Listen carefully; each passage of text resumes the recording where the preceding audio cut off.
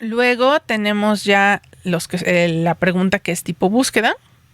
Y aquí literalmente lo único que vamos a hacer es asignar en una matriz que tiene el mismo tamaño que nuestra tabla de datos, lo que sería el valor asignado a la selección de renglones hasta ese momento.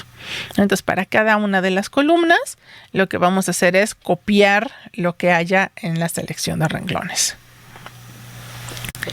Luego pasamos precisamente a, bueno, ¿y cómo vamos a poder modificar ese valor temporal, que es la selección de renglones para cada paso? Y resulta que tenemos dos operaciones que tienen ese efecto. Son las operaciones lógicas I y O. Les vamos a llamar a sus arreglos temporales AND y OR. Y bueno, recordemos que matemáticamente la I o el AND es como si fuera una especie de multiplicación, ¿no? De manera que si algún elemento es 0, automáticamente nos da 0 y solo nos puede dar 1 si ambos son 1. Es como una multiplicación sobre binarios. La O sería como una suma entre ceros y unos. Entonces, para hacer algo más o menos equivalente, lo que se hizo aquí fue tomar el mínimo. Lo que se hace es tomar el mínimo entre la selección de renglones en el tiempo menos 1 y la selección de renglones en el tiempo menos 2. Y de estos dos valores se toma el más pequeño. No son binarios. Recordemos que tenemos valores continuos entre 0 y 1. Entonces sería como el más cercano al 0, que correspondería en una multiplicación. En el caso de la O, pues para hacerlo más o menos parecido a lo que hubiera sido una suma entre ceros y unos, lo que se hace más bien es tomar el máximo de estos dos valores. Y finalmente tenemos la operación de reinicio, que bueno, ahorita este valor temporal lo único que hace es ponernos todos estos en uno, y eventualmente veremos que este tiene el efecto precisamente de reiniciar todo. Por último, tenemos unas operaciones bastante curiosas, que son las operaciones mayor que y menor que.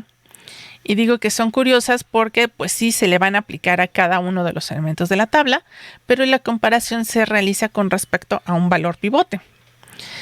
Y lo que vamos a ver es de dónde sale ese pivote. Primero, pues vamos a utilizar una especie de mecanismo de atención para seleccionar el valor numérico en la pregunta que debe de participar en la comparación. Entonces, aquí hay una complicación extra, que es que de la misma pregunta necesitamos extraer algo de, bueno, ¿contra qué lo quiero comparar? Entonces, ahí hay una parte más de procesamiento. Luego dice que para calcular los pivotes, pues vamos a utilizar la suma pesada de los valores numéricos. Esos valores numéricos se le están llamando QN1, QN2, QNN, que aparecen en la pregunta.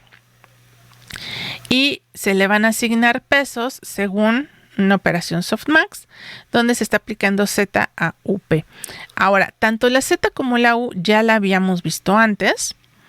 La U, recordemos que es la representación vectorial, la embedded o incrustada, de la operación que se estaba tratando de hacer.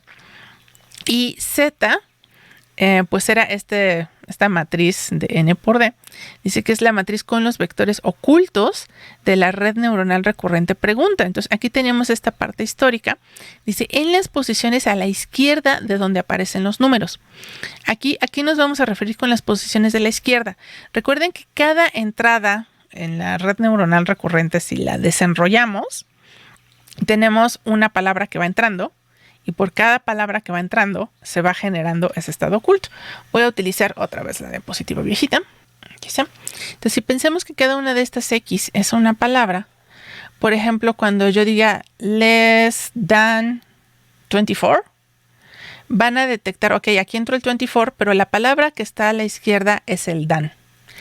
Este estado oculto, pues ya incluiría información relevante a que se preguntó por less than, y luego viene el número. Entonces, a eso es a lo que se refieren ellos. Y bueno, pues la operación concretamente a la que se refieren ellos ahorita es precisamente less than o greater than. A esa operación la vamos a multiplicar por esta pues salida de la representación de la red neuronal recurrente que analizó la pregunta. Y esto nos va a dar esta distribución de probabilidad que es como una especie de atención, como mencionábamos. Y esta atención entonces se va a poder multiplicar ahora sí por la representación que le corresponda o por el número que teníamos aquí, ¿no? ¿Qué tanto va a pesar cada uno de los números que extrajimos de la pregunta? Bueno, se toma entonces la suma pesada de todos ellos. Entonces, observen que en entrenamiento, por lo menos, todos los números están participando y la idea es que la red aprenda a detectar cuál de esos números es por el que estamos preguntando y que le asigne un mayor peso a ese valor. Entre mayor sea el peso que se le asigne a él y menores los pesos que se le asignen a los demás, van a lograr que este pivote sea la comparación con el número correcto. Lo que vamos a ver ya en el siguiente video es, bueno, de estos valores temporales que se fueron calculando en cada una de las operaciones, estos que están acá, bueno, ahora cómo se va a trabajar con ellos para decidir ahora sí cómo se va a hacer la actualización de nuestros resultados temporales.